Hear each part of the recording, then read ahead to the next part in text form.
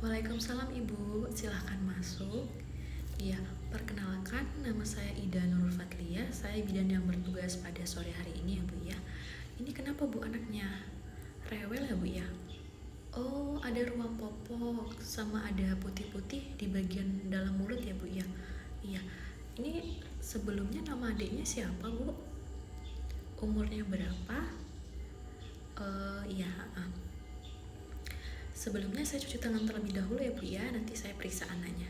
Cuci tangan terlebih dahulu.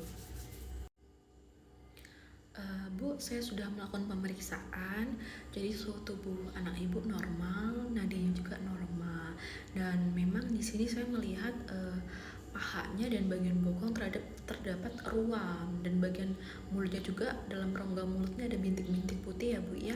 Di sini saya akan menjelaskan apa itu ruam popok. Biasanya ruam popok itu disebut diapers ya Bu ya. Jadi kondisi umum yang ditandai dengan kulit kemerahan dan iritasi di area yang tertutup popok, itu biasanya bagian bokong atau paha, serta biasanya di alat kelamin. Dan itu terjadi karena popok yang terlalu basah atau kotor dan gesekan, atau memang kulit anak ibu yang sensitif, itu biasanya juga bisa. Nah, biasanya gejalanya ruam popok itu kemerahan dan kulit tuh terasa kasar atau kering, ada bintik-bintik kecil dan lepuhan gitu ya Bu ya. Tadi saya juga lihat ada bagian lepuhan di area pahanya. Terus bayinya juga rewel. Kalau malam gimana Bu? Rewel ya Bu ya? Suka nangis-nangis ya, wajar Bu, karena itu kan nyeri, pasti perih gitu ya, apalagi waktu ganti atau habis pipis gitu. Jadi cara mengatasi ruam popok itu ibu ganti popok secara teratur. Misalnya ibu lihat nih, kalau sudah agak basah gitu cepat diganti, atau dia habis pup gitu langsung diganti ya Bu ya. Terus bersihkan area popok dengan lembut, jadi habis pakai popok itu dielap, kalau bisa lembut Bu, jangan digesek-gesek. Biasanya kan pakai tisu basah ya Bu ya, kalau bisa pakai air mengalir atau air hangat, pakai kain yang lembut itu dilap-elap. Terus keringkan dulu, jadi dikeringkan area popoknya, jangan langsung dikasih bedak, langsung dipakein pampers lagi, itu yang menyebabkan ruamnya nggak langsung sembuh, pasti terus menerus langsung merah terus menerus ya Bu ya. Hindari penggunaan bedak, jadi sebisa mungkin jangan pakai bedak dulu Bu, karena itu buat ngegumpal ya Bu ya. Terus biarkan kalau lagi merah kayak gini, kalau bisa jangan dipakein popok dulu, jadi biarkan dia terbuka dulu biar dia cepat mengering ya Bu ya. Tapi maksudnya nggak sampai panas kan ya Bu ya, tadi saya lihat juga suhu badannya normal. Iya.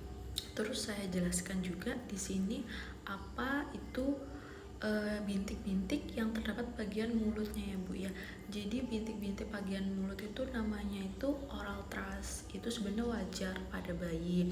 Cuman yang diwajarkan tuh kalau nggak nempel, kalau nggak rewel dan nggak terlalu banyak. Di sini kan anak ibu rewel ya Bu ya, dan terdapat putih-putihnya itu agak banyak. Wajar itu karena perih, dia juga nggak nyaman. Jadi kepentingannya untuk menjaga kebersihan mulut bayi setelah menyusui, dan ibu menjaga kebersihan diri ibu terutama saat menyusui. Kalau bisa cuci tangan terlebih dahulu ya Bu ya.